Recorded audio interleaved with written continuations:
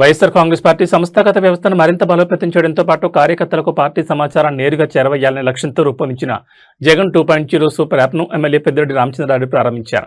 అనంతరం మాట్లాడిన పెద్దిరెడ్డి రామచంద్రారెడ్డి పార్టీ అధ్యక్షుడు వైఎస్ జగన్మోహన్ రెడ్డి కార్యకర్తలకు ఎల్లప్పుడూ అందుబాటులో ఉండేలా ఈ సూపర్ యాప్ను అందుబాటులోకి తీసుకొచ్చారని తెలిపారు. ఆ ప్రభుత్వం ఎందుకు ప్రశ్నిస్తూ ఉన్నాడు, ఈ ప్రశ్నల ద్వారా మన తప్పులు చక్కదిద్దుకోవాలని ఆలోచన చేస్తారు మామూలుగా అయితే. మరి అలాంటి ఆలోచన లేదు. ప్రశ్నించావా నీకు జైల్లో పెడతామని చెప్పే రీతిలో చంద్రబాబు నాయుడు ప్రభుత్వం పనిచేస్తూ ఉంది. ఏకంగా మన ఇన్స్టాగ్రామ్, మన ఫేస్బుక్ ఖాతాలను కూడా ఫ్రీజ్ చేయడం జరిగింది. కానీ మళ్ళీ మన వాళ్ళంతా కూడా పోరాడి వాటిని మన కేంద్ర కార్యాలయం నుంచి వాటిని కేసులు అన్నీ కూడా వేసి తద్వారా మళ్ళీ తిరిగి మనం పొందడం జరిగింది. మరి ప్రతిపక్షాన్ని అణచివేయాలనే ఆలోచన ఏ ప్రభుత్వానికి గతంలో ఈ రాష్ట్రంలో రాలేదు. మొట్టమొదటిసారి తెలుగుదేశం పార్టీ అధికారంలోకి వచ్చిన తర్వాత ఈ 2024లో అప్పటి నుంచి ఈ కార్యక్రమాన్ని యథేచ్ఛగా చంద్రబాబు నాయుడు అమలు చేస్తూ ఉన్నాడు. మరి అందుకే ఈరోజు జగన్ ఈ యాప్ను జగన్ 2.0 యాప్ను తీసుకురావడం జరిగింది. ఈ యాప్ ద్వారా ఎప్పటికప్పుడు నేరుగా మన కార్యకర్తలకు కూడా సమాచారం చేరవేస్తారు. కాకుండా మనం డిజిటల్ బుక్ అని చెప్పి జగన్మోహన్ రెడ్డి గారు అనౌన్స్ చేశారు గతంలో. ఈ రెడ్ బుక్ ఈ విధంగా అన్యాయాలన్నీ చేస్తూ ఉన్నారు. మనము ఈ డిజిటల్ బుక్ పెట్టి మన కార్యకర్తలను కాపాడుకోవాలా, వాళ్ళు ఏమేమి వీళ్ళ మీద కేసులు పెట్టారో, తప్పులు చేశారో అవన్నీ కూడా మన నోటీస్కి వచ్చే విధంగా ఈ డిజిటల్ బుక్లో అప్లోడ్ చేయాలని చెప్పి జగన్మోహన్ రెడ్డి గారు డిజిటల్ బుక్ను అతను ఆవిష్కరిస్తే ఆ బుక్ను కూడా ఈరోజు జగన్ 2.0లో కలిపి అది కూడా ఇందులోనే పొందుపరచడం జరిగింది. మరి దీనివల్ల టీడీపీకి అనుసంధానంగా మన కార్యకర్తలు కానీ ఆ డిజిటల్ బుక్లో అప్లోడ్ చేసే వాళ్ళు కానీ అందరూ కూడా చేసుకునే విధంగా సౌలభ్యం ఉంది.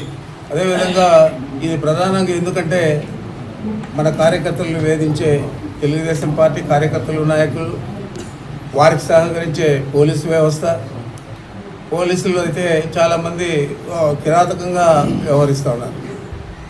ఒక మనిషిని చంపేస్తే ఆనవాళ్ళు లేకుండా బూడిద కూడా దొరకకుండా చేసి మళ్ళీ తిరిగి దాన్ని కప్పిపుచ్చుకునే దానికి అనేక రకాల చేసిన విషయాలు కూడా మనం ఈ మధ్య విజయవాడలో చూసాం. అంతకుముందు అనేక కార్యక్రమాలన్నీ కూడా ఏ విధంగా చేశారో మనం చూసాం. అక్రమంగా మర్డర్ కేసులు అక్రమంగా పెట్టే విషయాలు కూడా మనం పిండిలి రామకృష్ణ వాటి మీద తమ్ముడి మీద ఇవన్నీ కూడా పెట్టడం మనం కూడా చూస్తాను. మరి ఇవన్నీ కూడా మనం ధీటుగా ప్రభుత్వం వచ్చిన తర్వాత వారి మీద చర్యలు తీసుకోవడం, వారు ఏ అయితే దుర్మార్గమైన కార్యక్రమాలు చేశారో అలాంటి పోలీసులకు సరైన సమాధానం చెప్పేదే కాకుండా వారిని శాఖాపరంగా శిక్షించేదే కాకుండా ఉద్యోగరీత్యా వాళ్ళను ఇంటికి పంపడం కూడా, ఉద్యోగం తీసేసి ఇంటికి పంపడం కూడా చేయడం జరుగుతుంది.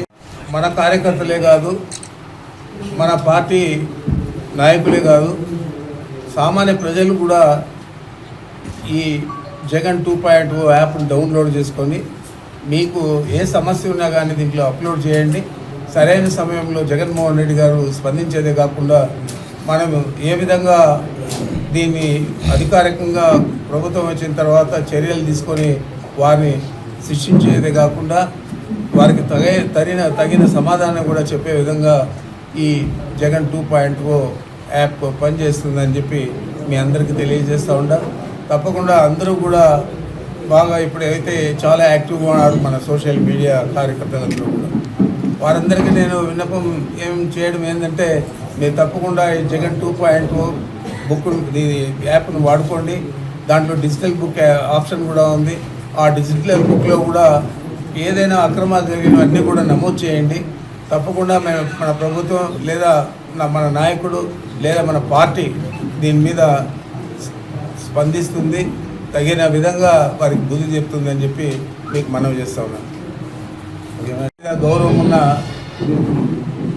పార్టీగా వైఎస్ఆర్ కాంగ్రెస్ పార్టీ స్పందించింది గతంలోనే. అదేవిధంగా మా నాయకుడు జగన్మోహన్ రెడ్డి గారు స్పందించారు. అదేవిధంగా నేను కూడా ఈరోజు స్పందిస్తూ ఉన్నాను. తప్పనిసరిగా ఈ అక్రమాన్ని, అన్యాయాన్ని, దానికి సంబంధించిన కారణభూతులైన వ్యక్తులను తప్పకుండా శిక్షిస్తామని చెప్పి తెలియజేస్తా ఉన్నాను.